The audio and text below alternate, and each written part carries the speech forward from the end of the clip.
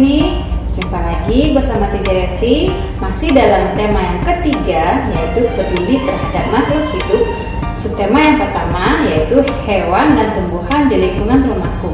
Nah, sekarang kita masuk pada pembelajaran yang keempat.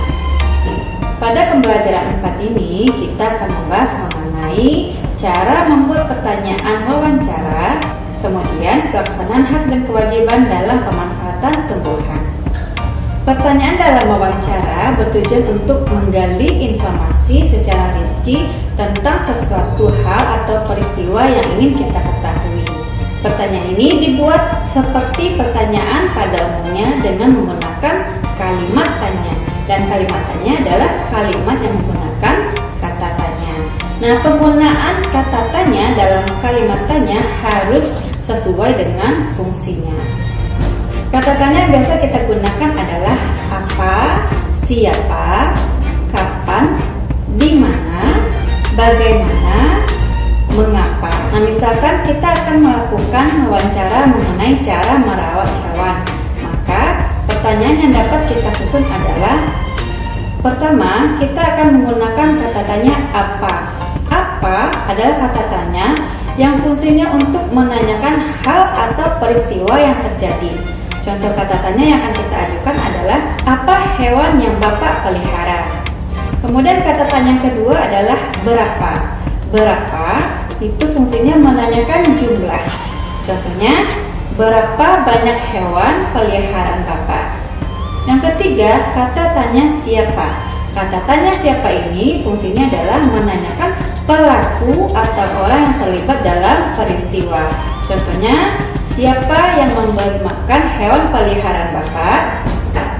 Kata tanya keempat yaitu di mana. Di mana fungsinya adalah untuk menanyakan tempat kejadian atau peristiwa. Contoh pertanyaannya, di mana Bapak membeli makanan hewan? Yang kelima, kata tanya kapan. Kata tanya kapan fungsinya adalah untuk menanyakan waktu kejadian atau peristiwa. Contoh pertanyaan yang akan kita ajukan, kapan Bapak memberi makan hewan peliharaan Bapak?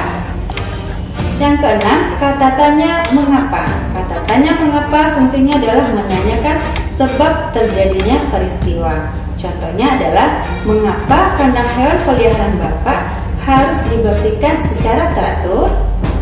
Nah, ada beberapa ketentuan yang harus diperhatikan dalam pertanyaan wawancara. Yang pertama, pertanyaan wawancara disusun secara runtut.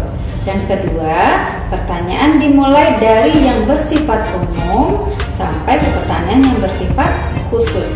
Yang ketiga, pertanyaan wawancara sebaiknya berkelanjutan. Yang keempat, setelah narasumber memberikan jawaban pertanyaannya, kita juga dapat mengajukan pertanyaan yang berkaitan dengan jawaban narasumber tadi.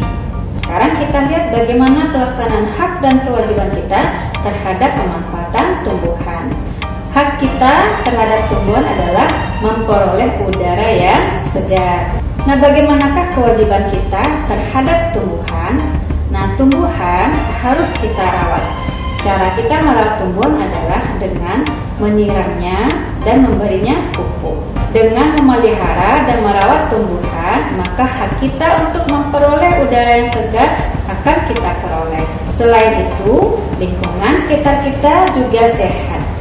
Nah, mari sama-sama kita melaksanakan kewajiban kita terhadap lingkungan, terutama terhadap tumbuhan, agar kita memperoleh hak kita menerima udara yang segar dan lingkungan kita menjadi sehat.